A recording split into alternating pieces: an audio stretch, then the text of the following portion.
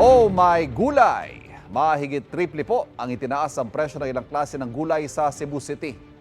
Yan ang unang balita live ni Alan Domingo ng GMA Regional TV, Balitang Bisdak. Alan, bakit tumaas yung presyo ng ilang gulay? Mayong buntag, Ivan, sa mga nanay dyan at mga mahilig magluto, hinahinay sa mga sahog na gagamitin dahil lumubo na ang presyo ng mga bilihin. Nagulat ang mga mamimili sa itinaas ng presyo ng mga gulay sa Carbon Public Market sa Cebu City. Nangunguna sa listahan ang luya. Kung noon nabibili ito ng 60 pesos hanggang 100 pesos ang kada kilo, ngayon nasa 250 pesos per kilo na. Ayon sa mga nagtitinda, galing pa sa Baguio ang kanilang ibinibinta dahil wala umanong supply ng luya sa Cebu. Tingin nila, resulta ito ng naranasang El Nino. Nagnihit na ang supply, sir. Wala na kasustain ang ato ang bukid. Ang kani nga supply gikan na ni sa Baguio, Manila. Nagsaka sir. Borte mahal la.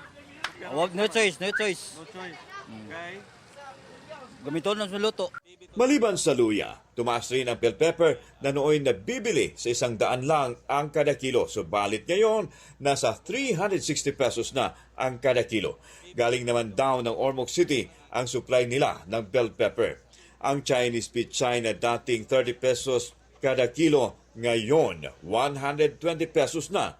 Kung noon, nabibili ng tig 20 pesos kada kilo ang repolyo, ngayon nasa 100 pesos na ang bintahan nito. Ang supply ng repolyo ay galing sa bayan ng Dalaget, Cebu. Wala namang paggalaw sa sibuyas at bawang na nasa 100 pesos hanggang 160 pesos kada kilo. 5 piso ang itinaas sa kada kilo ng manok. Wala namang paggalaw sa baboy na nabibili ng 290 pesos hanggang 300 pesos ang kada kilo. Good news sa mga mahilig kumain ng isda dahil bumaba ang presyo nito. Ang anchovy o bulinaw ay nabibili na lang sa 100 pesos kada kilo mula sa 160 pesos.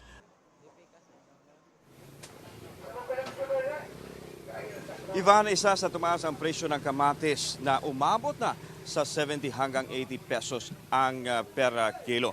At inaasahan na tataas pa ito sa darating na araw dahil umano sa kakulangan ng supply. At yan ang latest mula dito sa Cebu City. Ako si Alan Domingo ng GMA Regional TV Balitang Bisdak, nagbabalita sa GMA Integrated News.